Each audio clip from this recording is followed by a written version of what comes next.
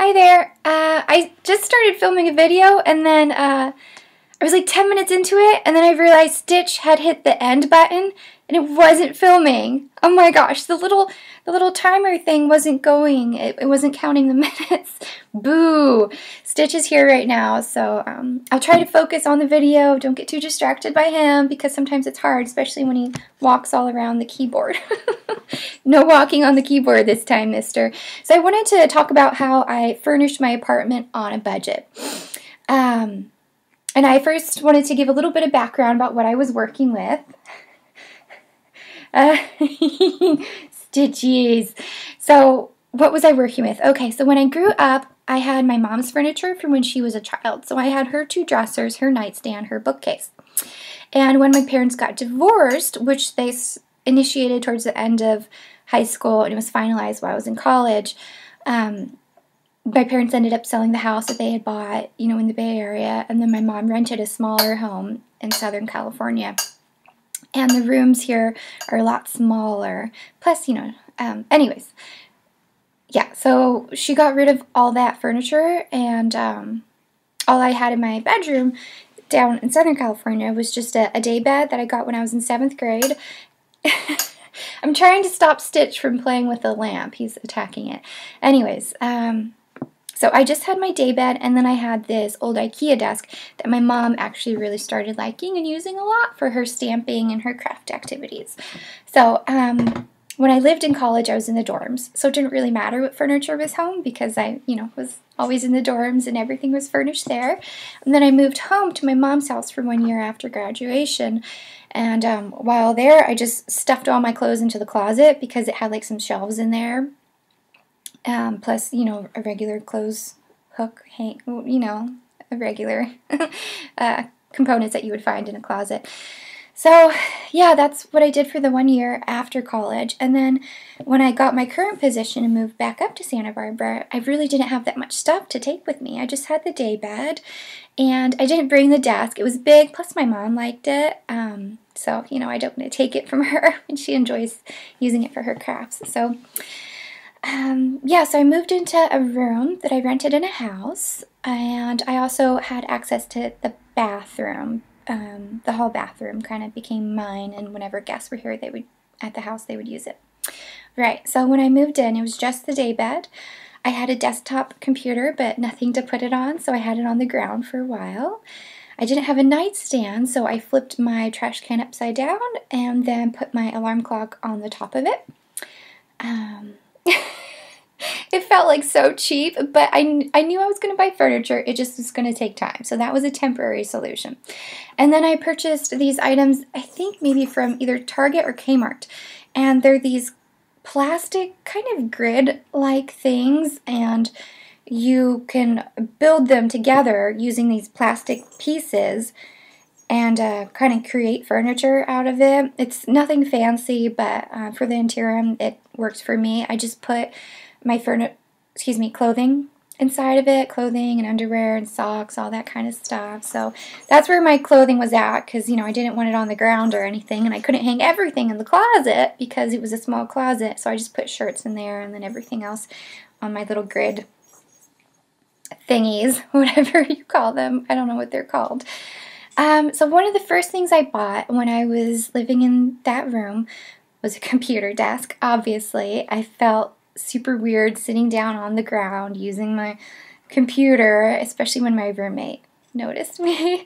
So I bought a computer desk for $50 at Staples. It just had a clear glass top and then a shelf along the bottom where you could pull out the keyboard and mouse. I had a folding chair that I would put up next to it, and whenever I needed the chair, I'd pull it out, sit on it, and then store it when not in use. So that worked fine for me. I also really wanted to upgrade my bed. So I have the day bed, but it's small, and I wanted what I consider to be a grown-up bed. A big girl bed, I wanted a full mattress, so I saved up money. I saved up $600 and purchased a mattress set from Overstock.com. Now, the caveat of that is that I couldn't try it out in advance because it was ordered online. But I just stuck with my chiropractor's advice for mattresses, which is the firmer the better. So I ordered a firm, mattress, and it worked out fine. You know, I still have it now. It's not great, it's not the best, but it'll do. And then I had a boyfriend at the time who helped me purchase a nice bed frame from West Elm.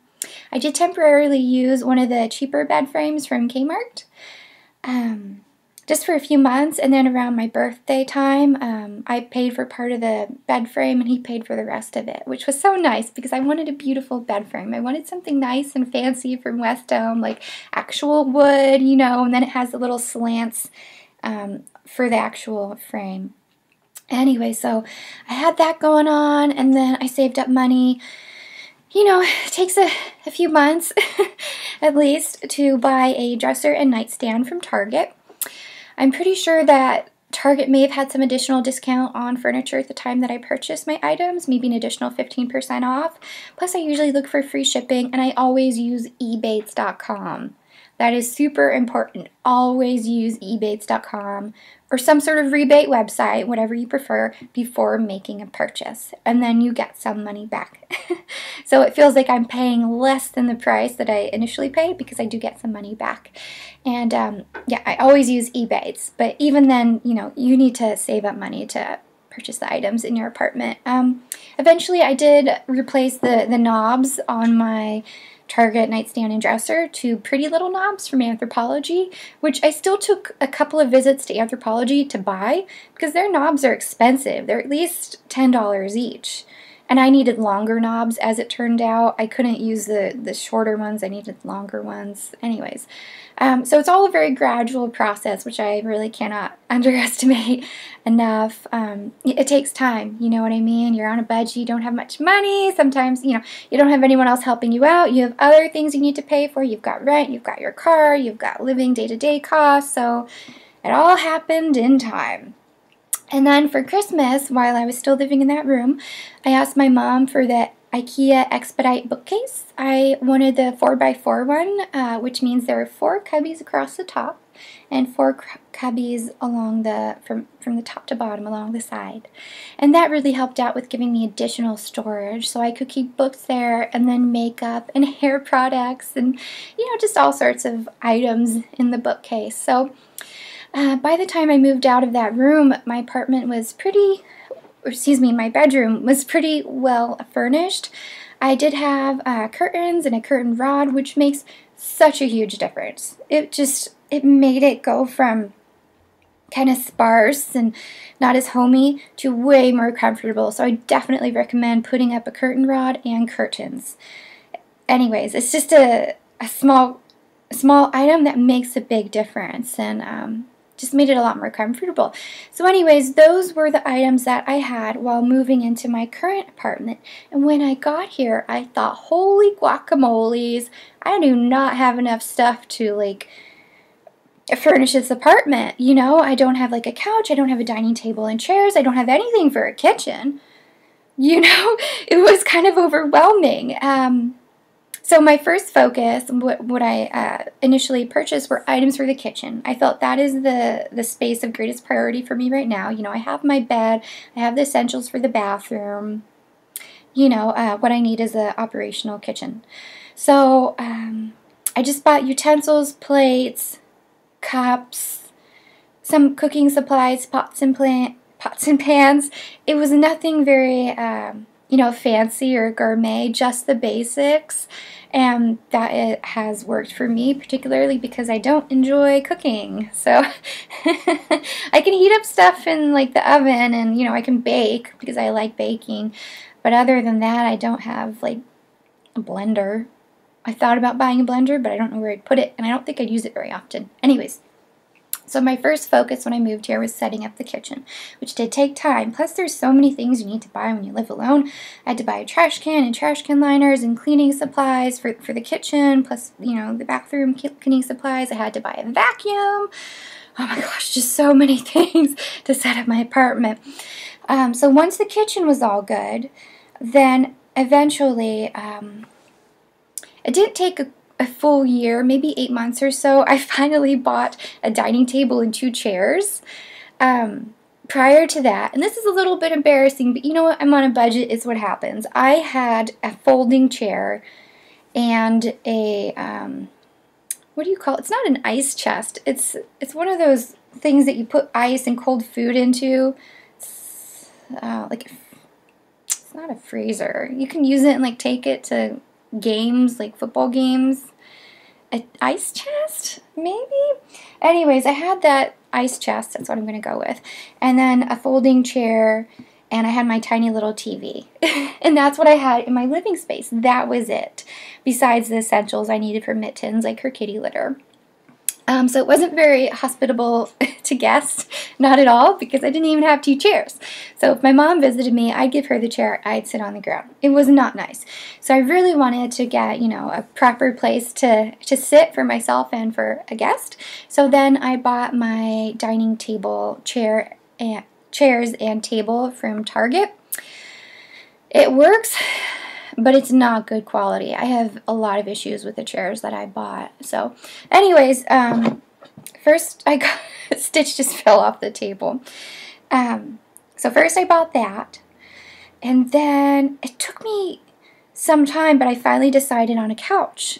How long did it take me to decide? It was well over a year after I had moved in here, maybe a year and a half after I moved in. I kept looking at different couches online, and I didn't know which one to decide on because it's such a big purchase, and I want to make sure I like it. And then how do I afford it too, you know? So I decided to get a Macy's credit card and to purchase my sofa and a smaller end, I think it's called an end table, but I use it as a coffee table. From Macy's, and then I had 12 months to pay it off, which worked out great for me. I made like $100 payments every month, and yeah, I was so glad once I got that sofa. It made such a difference. I could use my apartment like better. That sounds like really bad English, but I could make better use of the space that I had here. And instead of just having shoes lined up against that wall and the kitty litter, I actually had an appropriate place to like sit down at, or to have other people sit down at. And it was really nice to have my couch, and I kind of wished I had done it sooner, but it does always take me time to make decisions on purchases because I want to make sure I really like something and I'm not going to regret it, and I'm not going to be financially overwhelmed when I buy something. So yeah, I had the couch.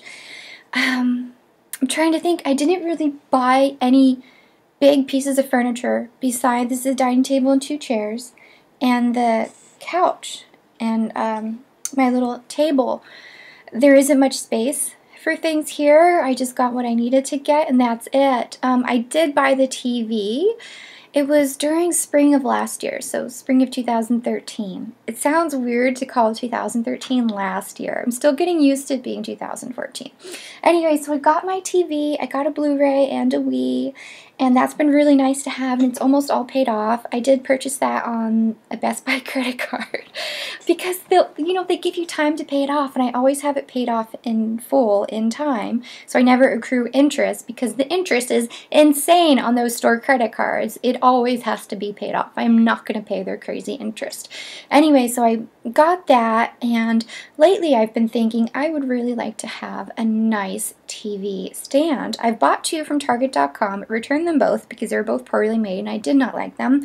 So I'm thinking about maybe buying one from West Elm or CB2, but they're expensive, so I don't know. I was thinking, should I get a store credit card? I really don't feel comfortable with taking out multiple store credit cards, even if I only have one active at a time. So I have my normal credit cards, and then I have one store credit card that I usually owe money on at any point in time, like my Macy's one, my Best Buy one. I don't want to have multiple store credit cards. I think that maybe would pull down my credit rating. I'm not exactly sure how it works, but I am very aware of it. So anyways, for now I just have this, it's really more of a storage unit that I got at Kmart a while ago that is holding up my TV, and I won't be able to buy a TV stand for a while because my laptop broke right before Christmas, so I ended up buying the MacBook Pro on my Best Buy store credit card, so now I have another year of payments with Best Buy, which is fine. I'm very happy with the laptop. Anyways, so that's how I eventually and slowly furnished my apartment on a budget, you know. Stitchies. I would just recommend taking your time and looking at things, saving up money if you can to buy things in cash. It's so much better to buy things in cash than on store credit. Really, I mean, it's such a relief. I was glad I saved up the $600 and then ordered my mattress and then paid it off right away on my credit card, so I didn't have any interest accruing over time. Some things I just felt like I didn't really have much of a choice about. It would take me so long to save up the money for the mattress and side table, and then of course taxes, and then I got the furniture protection plan, so that's why I decided to go with the store credit card. But I really think paying it with cash in full is best for purchases. Yeah, and if you can do that with a car as well, that's awesome. I paid for my car with cash up front. It's an older car, by the way. It's nothing fancy, and I'm glad I did that because I don't have those monthly car payments. So anyways, my recommendations would be save up as much money as you can before making a purchase. Buy it if it's online using Ebates or some sort of cash reward website, and then pay it off right away, so you don't have all that like interest and stuff accruing. So anyways, this is what has worked for me, and I would love to have a one-bedroom apartment someday with more space, and I could, you know, have like more furniture eventually. But this is what has worked for me, and I'm glad, I'm proud of myself that, you know, it's been 5 years and I furnished this on my own. I did this all on my own. So it's a good sense of accomplishment, you know, when you can support yourself and make a good living, a decent living for yourself, you know, you get by. Alright, well, I hope this video was helpful, and thank you for watching. Bye!